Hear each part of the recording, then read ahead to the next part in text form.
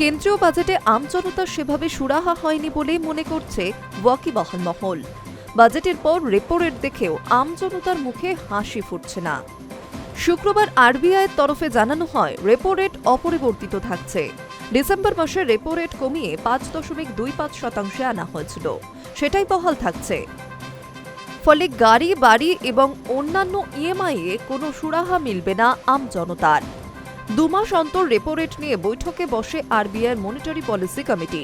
Governor Sanjay মালহোত্রার নেতৃত্বে গত 3 দিন ধরে বৈঠক হয়। সেখানেই সিদ্ধান্ত নেওয়া হয় রেপো রেট অপরিবর্তিত রাখা হবে। বিশ্লেষকরা বলছেন, গত বছরের রেপো রেট বেশ কিছুটা কমানো হয়েছে। সাম্প্রতিক বাজেট ও ভারত আমেরিকা বাণিজ্য চুক্তি চূড়ান্ত হওয়ায় ভারতীয় অর্থনীতির উন্নতি হবে বলেই আভাস রয়েছে। আপাতত রিজার্ভ ব্যাংক চাইছে আগে রেপো রেট কমানোর প্রভাব বাজারে কেমন পড়ল সেটা খতিয়ে দেখতে। সেই কারণেই শুক্রবার অপরিবর্তিত রাখা হচ্ছে রেপো রেট। গত বছর জুন মাসে মুদ্রানীতির বৈঠকে 50 বেসিস পয়েন্ট রেপো রেট কমিয়েছিল রিজার্ভ ব্যাংক, যার জেরে রেপো রেট দাঁড়ায় 5.5%। তার আগে অবশ্য ফেব্রুয়ারি ও এপ্রিল মাসে রেপো রেট দফায় দফায় কমায় শীর্ষ ব্যাংক। এভাবে 100 বেসিস পয়েন্ট রেপো রেট কমানোর ফলে আরবিআইয়ের ক্যাশ রিজার্ভ রেট কমে আসে 3%।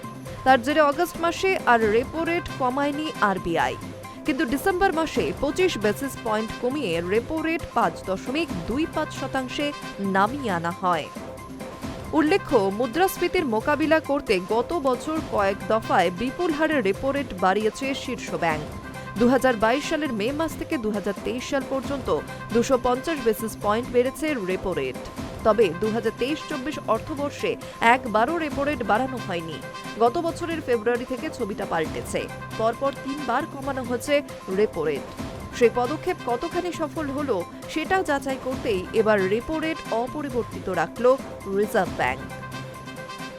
High News network.